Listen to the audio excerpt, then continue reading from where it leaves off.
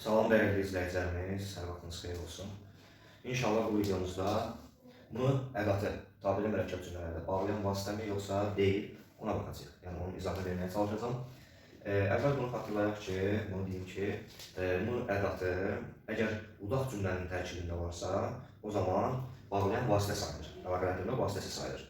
Yox, əgər baş cümlədədirsə, o zaman bağlayan vasitə deyil. Və eyni zamanda M ədatından sonra mən ki bağlayıcısını artıra bilirəmsə, bu deməli bağlayan vasitə olmadığından mənə xəbər verir. Çünki burada artıq bağlayan vasitə ki bağlayıcısı olacaq. Əgər mən M-dan sonra ki bağlayıcısını artıra bilmirəmsə, o zaman bağlayan vasitə M ədatının özüdür. Yəni bunları cümlələr üzərində göstərək. Məsələn, hava qaraldı mı, evə gəl. Mən bilirəm ki, baş və budaq cümlənin yerini müəyyən etmək üçün sual baş cümlədə yaranır. Evə gəl. Nə vaxt, nə zaman? Hava qaraldı mı? Deməli, budaq cümlə birincidir, baş cümlə ikincidir.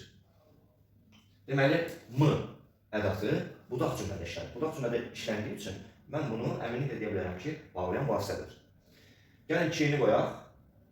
Ki. Hava qaraldı mı ki, evə gəl.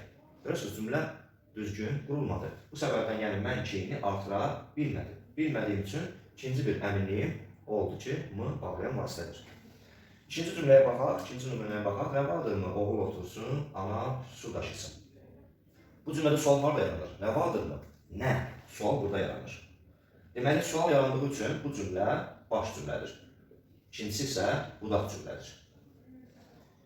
Və burada əminliklə deyə bilərəm ki, baş cümlədə olduğu üçün bağlayan vasitə deyil və eyni zamanda ki-ni də yoxlayaq. Rəvadır mı ki, rəvadır mı ki, oğul otursun, ana su daşısın. Deməli, mən ki-ni qoya bildim. Yəni, M-dan sonra ki artıra bildiyim üçün, deməli, bağlayan vasitə M deyilmiş, intonasiyamış. Deməli, intonasiya, yəni ki bağlayıcısı olmasa intonasiyadır bağlayan vasitə. Əgər ki-ni qoyuramsa, artıq bağlayan vasitə orada ki bağlayıcısı sayılır. Baş və budaq cümlənin yerini müəyyən etməliyik. Əgər budaq cümlədə işlənərsə M bağlayan vasitədir.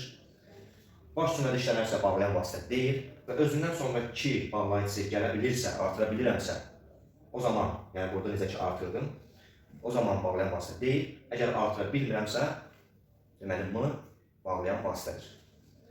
Diqqətiniz üçün təşəkkür edirəm. Bəyəndinizsə bəyənmə düyməsinə basmağı da unutmayın.